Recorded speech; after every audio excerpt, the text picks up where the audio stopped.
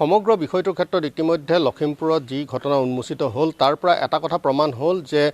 কেন্দ্ৰীয় যি আচলতে জিএছটি কেন্দ্ৰীয় জিএছটিত প্ৰায় 300 কোটি টকাৰ এক কেলেংকাৰী সংঘটিত হৈছে য'ত কেৱল ইয়াতে নহয় সমগ্ৰ ৰাজ্যত 15 পৰা 20খন এনেকুৱা ফাৰ্ম আছে যিসমূহ ফাৰ্ম আচলতে ভুৱা আৰু সেই ভুৱা ফাৰ্মসমূহৰ সম্পৰ্কত ইতিমধ্যে লখিমপুৰত সমগ্ৰ ঘটনা তদন্তৰ বাবে লখিমপুৰৰ পৰা আবেদন জনোৱা হৈছিল আৰু আমি বৰ্তমান উপস্থিত আছোঁ CGSTৰ যি সহকাৰী আয়ুক্তৰ কাৰ্যালয় এই সহকাৰী আয়ুক্তৰ কাৰ্যালয়টোত আমি বৰ্তমান উপস্থিত আছোঁ আৰু ইতিমধ্যে সমগ্ৰ ঘটনাৰ সম্পৰ্কত বুবুল হাজৰিকাই এটা কথা স্পষ্ট কৰিছে যে প্ৰায় এমাহ আগতে এই ঘটনাত ইতিমধ্যে দুজনকৈ ব্যক্তিক এই ঘটনাত যিহেতু গ্ৰেপ্তাৰ কৰা হৈছে বুলি কৈছে আৰু এই গোটেই ঘটনাটোৰ তদন্ত প্ৰক্ৰিয়াটো আচলতে কি হ'ল কেনেধৰণে হ'ল গোটেই তদন্ত প্ৰক্ৰিয়াটো ক'ত থমকি ৰ'ল আচলতে আৰু ইতিমধ্যে কোৱা হৈছে যে GD এণ্টাৰপ্ৰাইজ বা অংকিত প্ৰীতম এওঁলোকক ইতিমধ্যে আওতালৈ অনা হৈছে কিন্তু অন্যান্য যিসকল আছে যে 12খনৰ পৰা 14খন যি ফাৰ্ম আছে সেই 14খন ফাৰ্মৰ সম্পৰ্কত কিন্তু এতিয়ালৈকে কোনো ধৰণৰ বিশেষ এতিয়ালৈকে তথ্য আহি পৰা নাই প্ৰায় 300 কোটি টকাৰ এক কেলেংকাৰী সংঘটিত হোৱা বুলি ইতিমধ্যে লখিমপুৰৰ পৰা অভিযোগ কৰা হৈছিল লখিমপুৰৰ অভিযোগ এই কাৰ্যালয়ত দাখিল কৰা হৈছিল সহকাৰী আয়ুক্তগৰাকীক কিন্তু সহকাৰী আয়ুক্তগৰাকীয়ে এই ক্ষেত্ৰত এতিয়া কি ব্যৱস্থা লৈছে সেই সম্পৰ্কে আমি জানিবলৈ চেষ্টা কৰিম যদিহে আমাক অনুমতি প্ৰদান কৰে তেনেহ'লে আমি যাবলৈ চেষ্টা কৰিম আৰু যদিহে তেওঁ অনুমতি নিদিয়ে তেনেহ'লে হয়তো আমি তেখেতক সাক্ষাৎ কৰিব নোৱাৰিম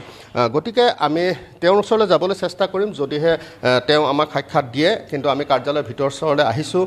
তেখেতক সাক্ষাৎ কৰিবৰ কাৰণে আমি চেষ্টা কৰিম যদিহে তেওঁ অনুমতি প্ৰদান কৰে ভিতৰলৈ যাবলৈ দিবনে নিদিয়ে ভিতৰলৈ আমি আপোনাক যাব দিম হেৰি হিচাপে আপোনাক যাব দিম তেখেতক দুটা প্ৰশ্ন কৰিব লগা আছে যে এমাহৰ আগতে এটা কেছ দিয়া হৈছিলে CGSTক লৈ সেই সম্পৰ্কত একো আমাৰ আইডিয়া নাই সেইটোৰ ওপৰত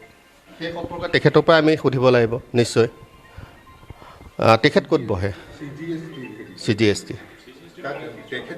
এছিষ্টেণ্ট কমিশ্যনাৰ যিগৰাকী আছে আপোনালোক ক'ত বহে তেখেত बैठते हैं लेकिन उनका पहले परमिशन लेना पड़ेगा डायरेक्ट आप कैमरा के साथ नहीं जा सकते अगर अपॉइंटमेंट लीजिए मैं बात कर लेता हूँ ऊपर में और उसके बाद आपको परमिशन मिलेगा आप चले जाइएगा CGST में जो घोटाला हुआ था लखीमपुर में कुछ मालूम है तो वो नहीं मुझसे आप एक बार AC सर से बात कर लीजिए ঠিক আছে ৰাজীৱ এটা কথা যে তেওঁলোকৰ পাৰ্মিশ্যন ল'ব লাগিব অনুমতি ল'ব লাগিব অনুমতি লোৱাৰ পিছত তেওঁলোকে সংবাদ মাধ্যমক সাক্ষাৎ কৰিব নকৰিব তেওঁলোকে সিদ্ধান্ত ল'ব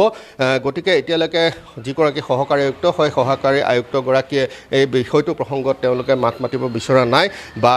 আমাক অনুমতি দিয়া হোৱা নাই গতিকে আমি সহকাৰী আয়ুক্তগৰাকীক লগ কৰিবলৈ আমি যি পোনপটীয়া সম্প্ৰচাৰ লগ কৰিব নোৱাৰিলোঁ তেওঁ পোনপটীয়া সম্প্ৰচাৰ লগ কৰিব খোজা নাই গতিকে এটা কথা নিশ্চিত যে এই সমগ্ৰ বিষয়টোৰ ক্ষেত্ৰত একাংশ যে CGSTৰ বিষয়ববীয়া জড়িত আছে সেয়া কথা স্পষ্ট হ'ল আমি কৰ্মচাৰীসকলৰ পৰা জানিব পাৰিলোঁ যে লখিমপুৰৰ যি তদন্ত বিষয়ে এখেতক অভিযোগ কৰা হৈছিল সহকাৰী আয়ুক্তগৰাকীক তেখেতে কোনো ধৰণৰ তেওঁলোকে বাকী কৰ্মচাৰীসকল অৱগত নহয় সেই সম্পৰ্কত আৰু বৰ্তমানলৈ আমাৰ যিগৰাকী সহকাৰী আয়ুক্ত যিগৰাকীক অভিযোগ দাখিল কৰা হৈছিল লখিমপুৰৰ পৰা